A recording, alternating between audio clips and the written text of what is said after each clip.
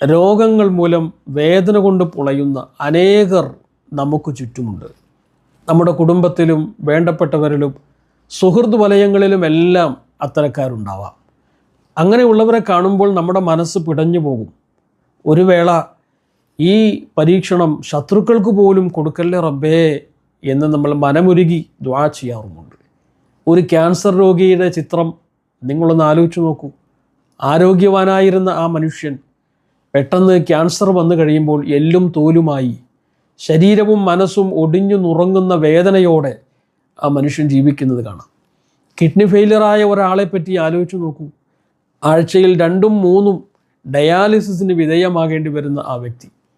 എന്തൊരു പരീക്ഷണമാണ്. അള്ളാഹു എല്ലാവർക്കും ഷിഫ പ്രദാനം ചെയ്യട്ടെ. ഞാൻ പറയുന്നത്, ഇത്തരം രോഗികളെ നമ്മൾ കാണുമ്പോൾ അള്ളാഹുവിൻ്റെ റസൂൽ പറഞ്ഞ ഒരു കാര്യമുണ്ട്. മൻ റഅ സാഹിബ ബലാഇൻ, ഇത്തരം രോഗങ്ങളെ കൊണ്ട് പരീക്ഷിക്കപ്പെട്ടവരെ ഒരാൾ കാണുകയും തുടർന്ന് താഴെ പറയാൻ പോകുന്ന ദുആ പറയുകയും ചെയ്താൽ ആ രോഗം ഈ ദുആ പറയുന്നവൻ്റെ ജീവിതത്തിൽ വരികയേയില്ല. ക്യാൻസർ രോഗിയെ കാണുമ്പോഴാണ് ഇത് പറയുന്നതെങ്കിൽ അവൻ്റെ ജീവിതത്തിൽ പിന്നെ ക്യാൻസർ വരില്ല.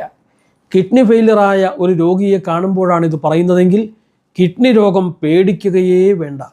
തമാശയ്ക്ക് പോലും കളവ് പറഞ്ഞിട്ടില്ലാത്ത അള്ളാഹുവിൻ്റെ റസൂലാണ് ഇത് നമുക്ക് ഉറപ്പായും പറഞ്ഞു തരുന്നത്. ഇതാണ് ആ പ്രാർത്ഥന. അൽഹംദുലില്ലാഹില്ലദി ആഫാനി മിമ്മബ്തലാക ബിഹി വഫല്ലലനി അലാ കസീരിൻ മിമ്മൻ ഖലഖ തഫ്ദീല. അള്ളാഹുവേ, ഈ മനുഷ്യന് കൊടുത്ത പരീക്ഷണം എനിക്ക് തരാതെ എന്നെ നീ പൂർണ്ണ ആരോഗ്യവാനാക്കി മാറ്റിയല്ലോ, അൽഹംദുലില്ലാ.